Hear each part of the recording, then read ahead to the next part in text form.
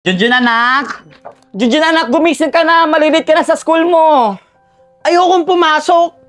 Ano? Hindi pwede! May exam kayo ngayon! Ano ba naman yan? O sige na, maligo ka na. Nakanda na yung baon mo sa baba, pati yung pagkain mo. O, ito na ang baon mo anak. Salamat. Sige, alis na ako. Bakit ganyan ka na?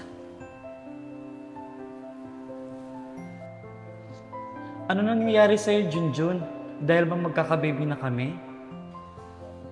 Oh, kawawang Junjun, hindi na hinahatid. Sulitin mo na yan kasi hindi mo na yan magagawa sa susunod.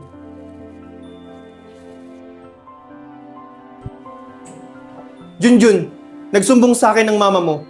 Ang tigas na raw ng ulo mo at hindi ka na daw marunong makinig. Lalo na sa school mo, ang dami mo na raw kaaway. Sabi sa akin ng principal at teacher mo.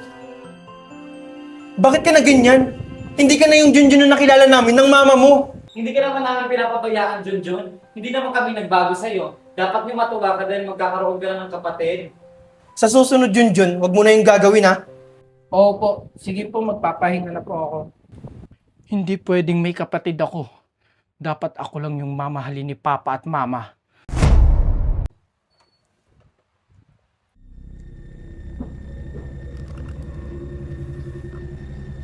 Sino yan?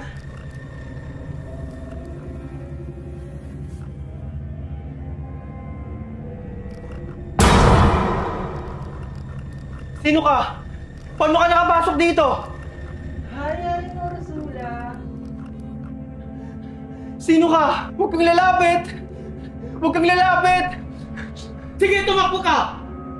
Mamamatay ka! Huwag kang matakot sa akin, Aling Ursula.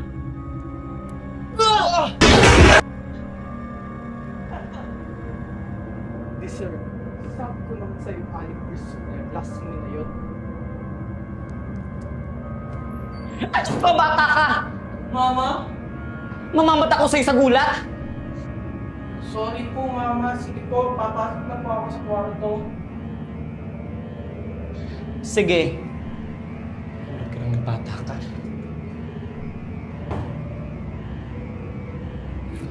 Diyos ko! May dugo dito!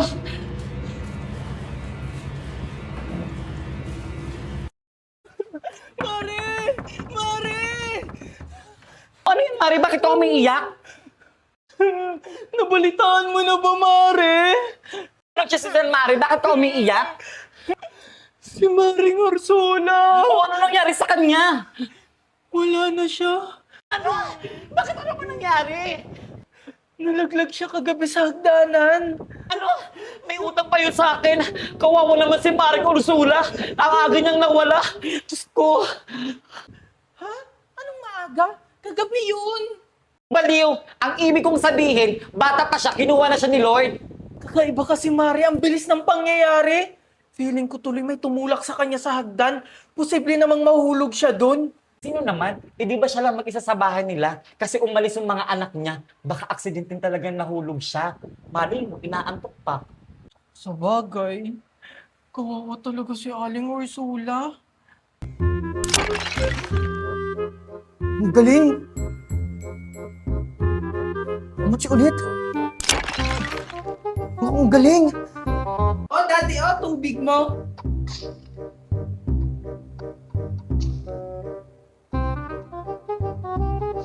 Yes, panalo! Hindi na to normal ah.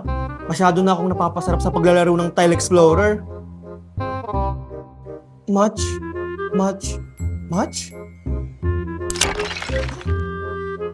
Ang galing!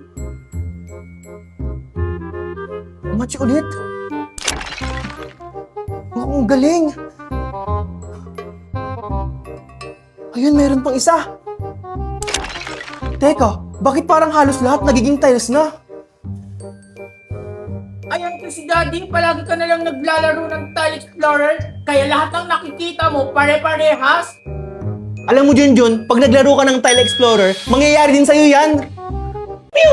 Pew! Pew! Pew! Pew! Pew! Pew! Pew! Pew!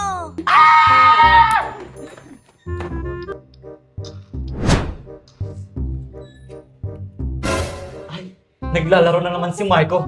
Guluhin ko nga. Ito, gagamitin ko tong maskara para ma-distract ko siya sa paglalaro. Marco! Marco! Ano ba naman yan? Hindi ka naman maistorbo? Ayain ko na lang kaya sa pagkain na to. Tignan na kung hindi ka ma-distract.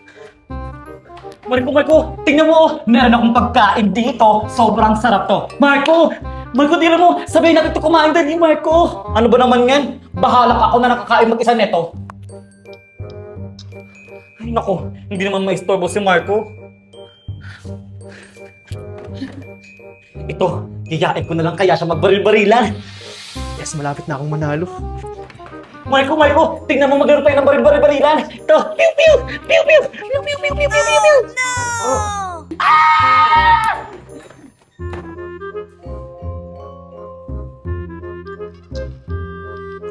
Yes! Panalo!